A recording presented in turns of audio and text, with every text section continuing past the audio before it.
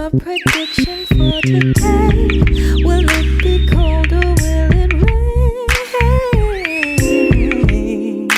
You should see the way it looks outside my window. It's not exactly what I'm looking for. Where did all the colors go? So, can you just briefly tell us about how your journey has been with meteorology? Because I can believe you've been in meteorology for over 20 years. Yeah, it's closer to 30 now. Oh, wow. I grew up here. I grew up in Benoni. Now, what is interesting is there's quite a few meteorologists that comes from Benoni. And I think in general, over maybe the Highveld of South Africa, even your old Professor Stefan also comes from the Highveld of Gauteng. And I think what partly plays a role there is the fact that, you get such nice thunderstorms. So I've been interested in weather all my life. And I had the opportunity to come to study meteorology at the University of Pretoria. I worked at the weather service in the forecasting office like yourself for a few years. And then I got involved in training for a while, and then I joined the University of Pretoria, where I've been since 1997. So before many of your viewers was born, I was already a meteorologist. I believe I was probably still in primary school at that time, Professor. Okay, so for the sake of the video, can you please explain to us how you can best understand the definition of meteorology? So what we do in meteorology is we understand processes in the atmosphere.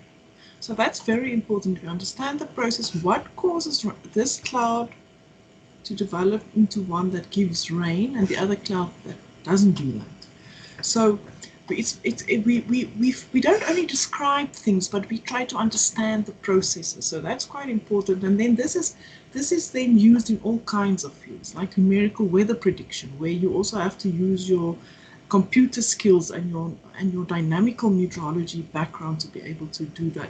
As a weather forecaster, you will know very well, you have to understand what the process is when a high pressure system reaches. What is the cause and effect of that? So I think in meteorology in general then, to summarize, is understanding processes in the atmosphere. Sorry, Prof? No, go ahead, sorry.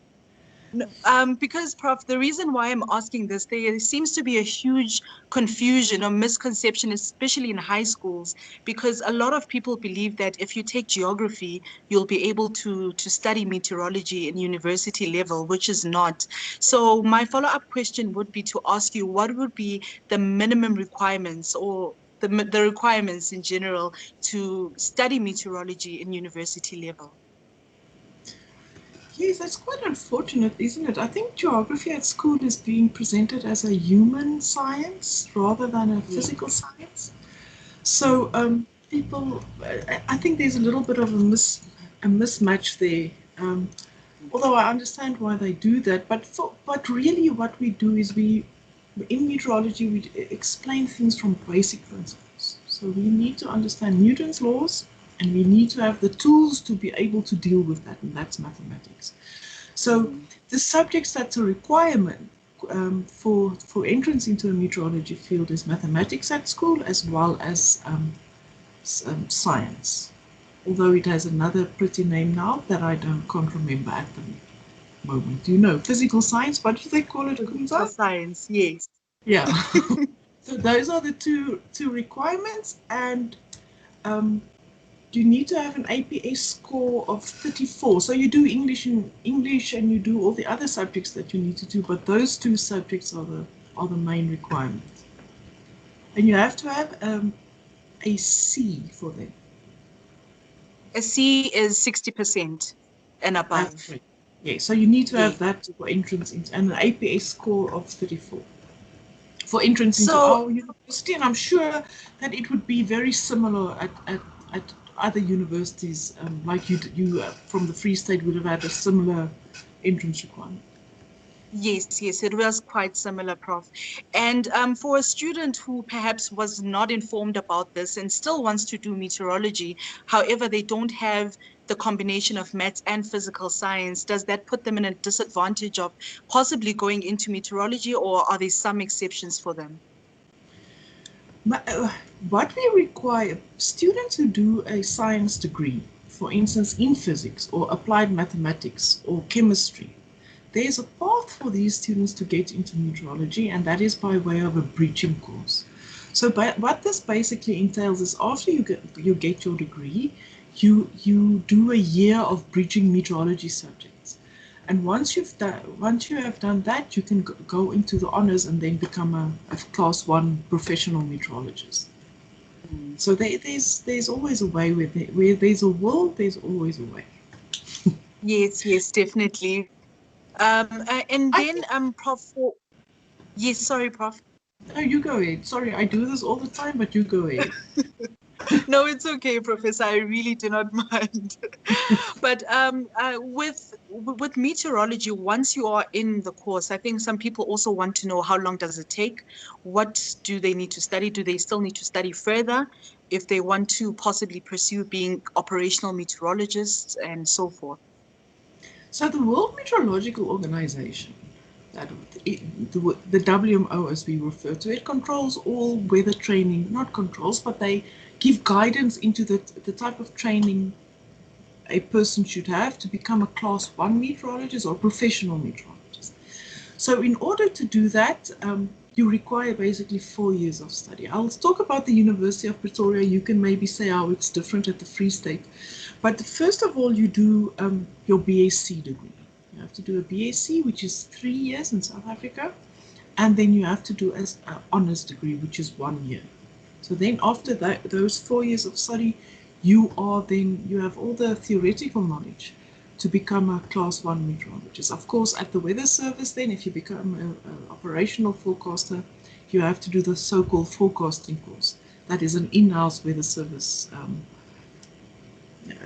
training exercise. So it takes you quite a long time to become an operational forecaster. It's not something that you can study for a few months and then you do it. It's quite intensive training that you have to do. Yes, yes. Because it was quite similar for me as well. I was at the University of the Free State. The course that I did, I started off in physics. So I did a physics degree and then I went on to do agrometeorology. Unfortunately, they don't have the pure BSc meteorology course at the University of the Free State. So it incorporates mostly agriculture and meteorology. So I did that, which was a sum of 4 years, and then I did the very difficult course of being a forecaster for about 10 months. So in Yeah. total, it's really sums up to 5 years.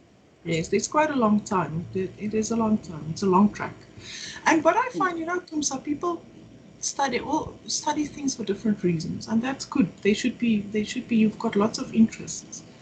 Um, but what I really find, what is the distinguishing thing for becoming a successful meteorologist, whether it be in forecasting or later in research or whatever the case may be, if you like the weather. If you're fascinated by what's going on outside, that's half your battle won. If you find it if you find it boring to go outside and look at another cloud, maybe meteorology is not your thing.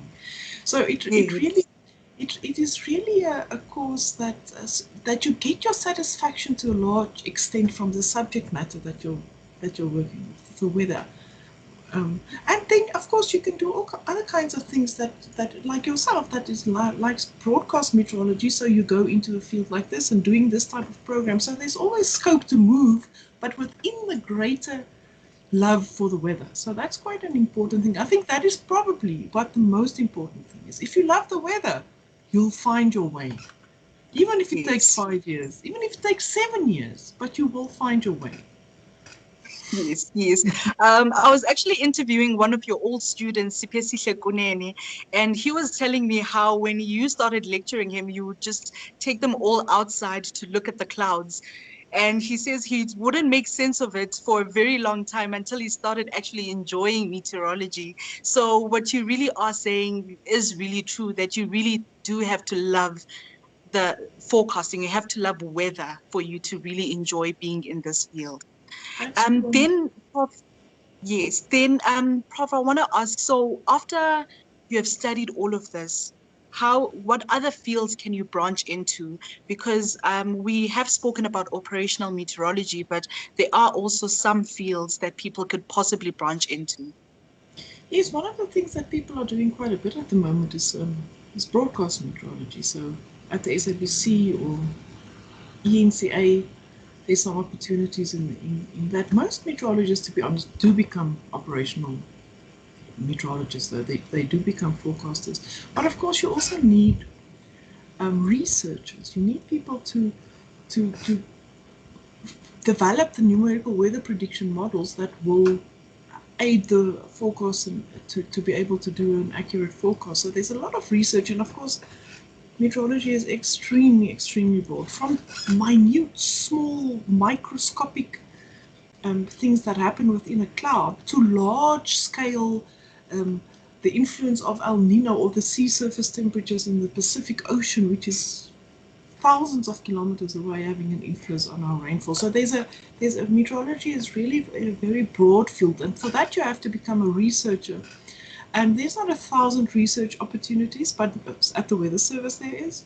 At universities, there's a limited amount. You do your master's, your PhD, and you grow into that option. And also places like the CSIR or the Agricultural Research Council, research institutes such as that.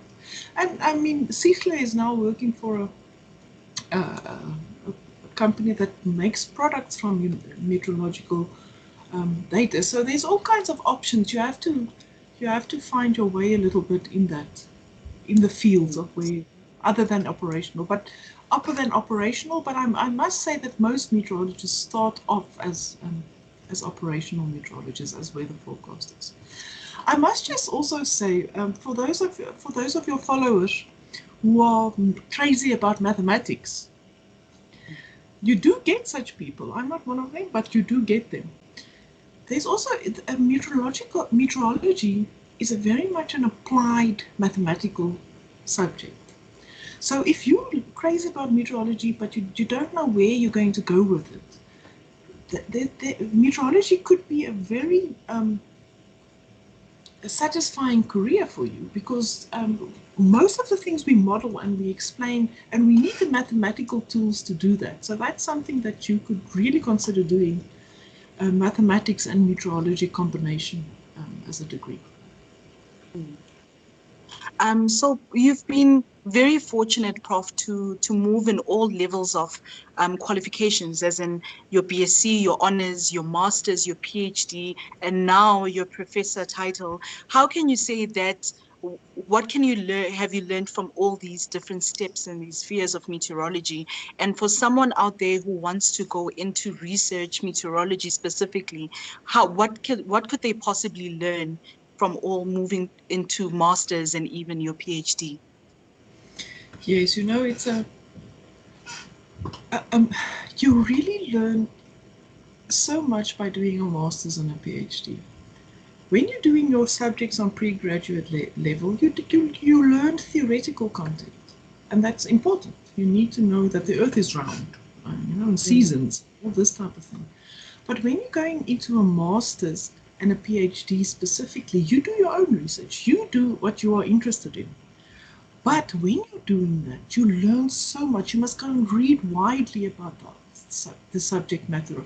And when I'm saying, in meteorology, we say that there's a big field. I did my PhD on heavy rainfall over Gauteng, for instance, but that's just one of the topics. There's so many other topics you can do. So you read about it, you investigate it, you develop a sense of what the problem is. It is really very rewarding. It's a lot of hard work, but it's very rewarding if you like the weather, because you then really understand, even if it's just a small part of a bigger picture, but you really get to understand that. It's very rewarding. I can come and speak to me. Let's do a PhD. I will do just that. Give me a year or so, Prof, and I'll come back, I promise.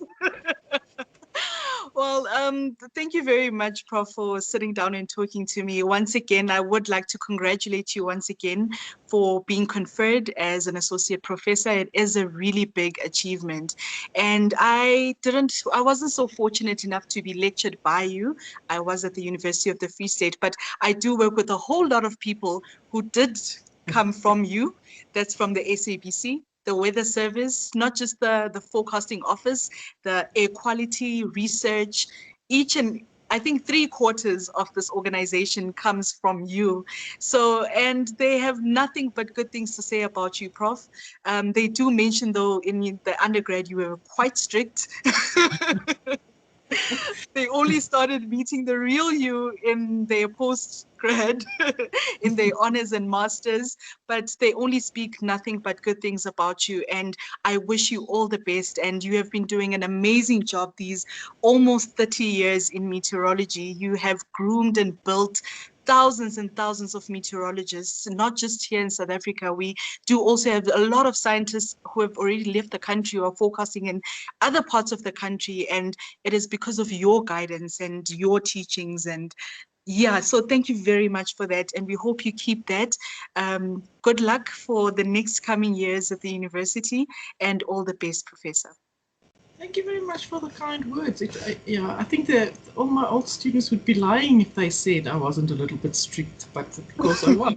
But yeah, thank you, Kumsa. It's very nice of you to say. I will, when you broadcast this, I will give you my personal page at the university that people can go and have a look at. I put some interesting weather-related stuff on there. So please have a look at that. And then I want to congratulate you as well. I always think you have to make things nice for yourself.